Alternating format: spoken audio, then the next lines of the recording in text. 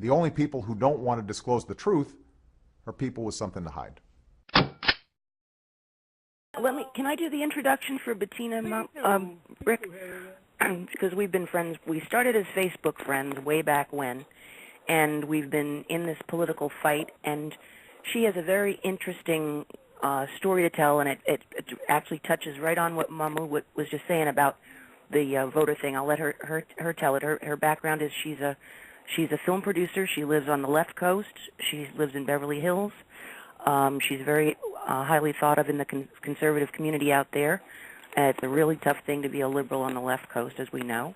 Mm-hmm. She's a hard fighter, a friend of Andrew Breitbart. So tell your story, how you were apolitical and then came into the conservative fold here, Bettina. That's your story to tell. Well, I mean, I spent, since I was 19 years old, all of my time in the film business, and I never voted, not once, until 2008. And the reason was, number one, if you're not a liberal in California, you figure your vote doesn't matter. But number two, I just thought my country was always going to be okay, and I didn't have to vote because we were America and we survive everything and blah, blah, blah. And then back in 2008, I'm also a literary manager, one of my clients and best friend, who's a director, got a phone call from someone who had worked in the Hillary White House, the Bill Clinton White House, worked for Hillary, and said, do you want to make a documentary film about voter fraud in the Democratic primary? So my client called me and said, do you want to produce this? And I started laughing. I said, what are you talking about? Are you kidding?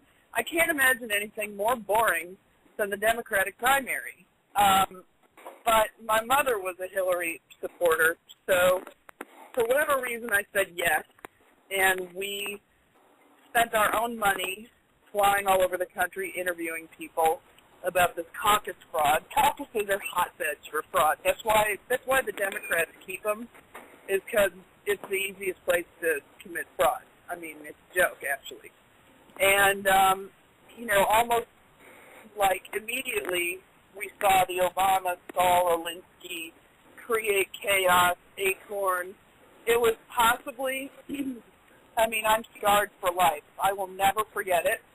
I will never forget the death threats, the vandalism, the theft, the phony documentation, the falsification of documents, the threats. These people are appalling. I don't even know how to say it in a different way, but I will never forget it. I mean, the people we interviewed, there were 2,000 complaints in Texas alone, in one state. And there were also criminal complaints at the police stations for all the vandalism and threats. And, they play dirty. So we made the documentary. We only did it in 5 weeks. So we slammed together as much footage as we could. I didn't go, but my partners, who were all Hillary Democrats, flew to Denver for the convention, took the film. They took 100 copies, rented a theater, showed the movie there. We actually thought that because we had proven that Obama stole the nomination from Hillary, that, they would go, okay, you proved the fraud, we'll give it back. But it was the DNC and the Nancy Pelosi's and Howard Dean's and all that who committed the fraud with Obama. So we were basically reporting it to the people who did it, which got us nowhere. So we watched the fake, phony, Hillary stepping down, which we knew about the night before. It was all orchestrated theater. It just, we saw them not call California in the roll call because California had said, forget it, we don't care how much you threaten us, we're going to stand for Hillary. So they passed over California entirely. It was the worst experience of my life. Do you think the Republicans do the same? No, I absolutely do not. There is absolutely no way that they have Acorn, and here's the difference. And I'm going to tell you why Republicans, just on a philosophy basis, don't do this. Because Democrats don't consider voter fraud to be bad. They don't consider breaking laws to be bad because they have moral relativity. You're stupid. They know better than you do what's right for the country, and so if they cheat, steal, and lie, they're doing it for the better good, and it's okay.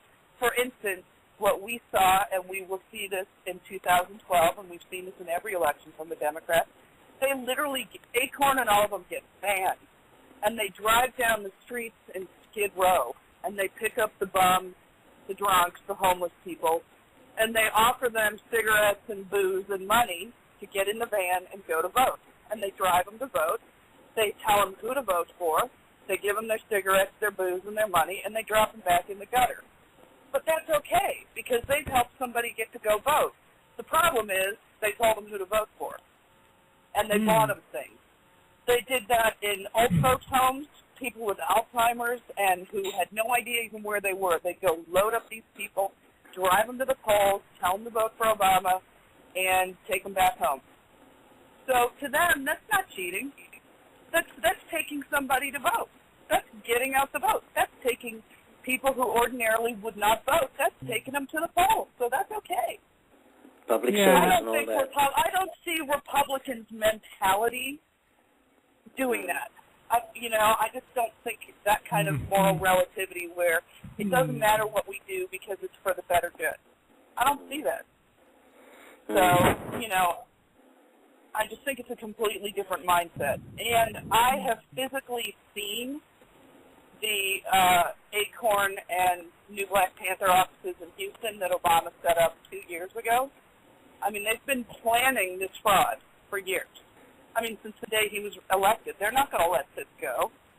No. Horrible economy, destroying the country, be damned. They don't care. He's going to win one way or another. So, I really applaud people like Catherine Engelbrecht, who has, in Houston, True the Vote. By the time November rolls around, she says she will have trained 1 million poll watchers, because now we have to watch what they do. From what I had seen, and we're seeing a lot more of this come out now, with the new media, that Obama has had a history of this, because, if I'm not mistaken, he had done something, I think something of this during his Senate elections in Illinois. He did something that was unprecedented, unheard of, unethical, and amoral. First what happened was he had a mentor, a black woman named Alice Palmer, who she's the one that asked Bill Ayers to throw the big coming out political party in his living room. I know her. She actually became a Hillary supporter because of this. Oh. But she actually was his mentor, and she decided to go run for Congress. She failed, and she wanted her Senate seat back, which was the one Obama was running for, with his own mentor's seat.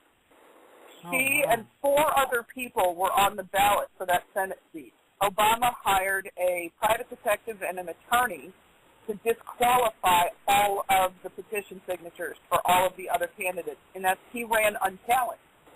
He got, and there's video of this from MSNBC, he got all 4 or 5 of his challengers booted off the ballot. Well, the whole thing's been rigged. They chose him. I have an email from Donna Brazile from back in 2004. I mean, they had chosen him that far back, and they weren't going to let someone like Hillary get in the way.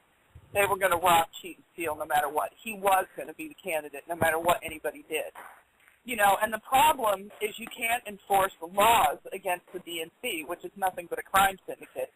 You can't because it's a private party. And we tried. We tried hiring lawyers all over this country. We had a lawyer in Pasadena that was willing to try to sue them for what they did. But because they're a private party, they can have their nomination, their candidate, any way they want. Doesn't matter if they lie or steal. What does matter, and Gloria Allred is in our film, and what's shameful about her, which she's shameful anyway, is that as an attorney, she knew that in a lot of states in this country, it's against the law for a pledged delegate to change their vote, because a delegate is to take the vote to the floor for their constituents. And what the DNC was doing was forcing them to violate the will of their voters. And it didn't matter. Gloria Allred was well aware of it. She tell the best story. I think it was either Chicago or Dallas that you told me about. No, you know where there's going to be, and there always has been, and I don't really have the answer to why, but Lake County, Indiana is like hotbed of fraud. Even in the general election when we were watching it in 2008, for some reason the fraud kept coming up at Gary, Indiana, all over Lake County. But in our film that I know more about Obama than I ever want to know. I'm actually so scared that I know these things and that this country has this guy in our White House, because we had women from Trinity Church and his district in Chicago in our film. You know, they have incredible, I spent hours talking to these women, and you won't believe who this person is. But there was in your film, they were so terrified that you had to block their faces out, right? Yeah. Well, in our film, the people that got it the worst were the black people, the threats, the death threats. And when we put them in our film, we had to block their faces out because they were so scared. But one of the women who actually knows Obama pretty well from Trinity and used to share offices with him and go out and smoke with him, one of the women was going to vote in Indiana, and she walked up to the polling place, and they had two big, huge, like, massive black kids on either side of the door in lawn chairs. And they were screaming, if you're here to vote for Hillary Clinton, you know, expletives, F you, you won't be voting today, get out. And they were threatening bodily harm. And a lot of these people were elderly in this district, and they would just turn around and not vote. They were too scared to go in the building. This film that you made, where did people, was it in the movie theaters? Is that where people saw it? No, what happened was we spent a ton of money getting it to a certain point, took it to Denver. We thought the Democratic Party would do the right thing when we showed them what happened, but of course they were the ones committing the fraud. So that was that. But then we have a ton of footage left. We want to finish it, and interestingly enough,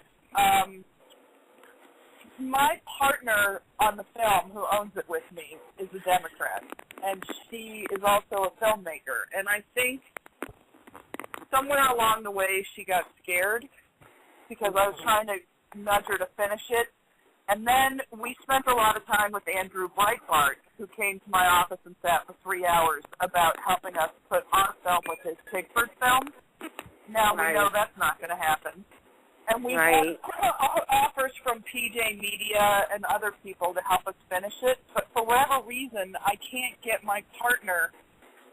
She's afraid, I think. Wow. She's got all the threats. She is in the film business, and you get blackballed if you don't toe the line. I wrote letters to everybody. I wrote letters to Dianne Feinstein. I wrote letters to everybody, and nobody cares because this guy is nothing but a two-bit mafia thug and criminal.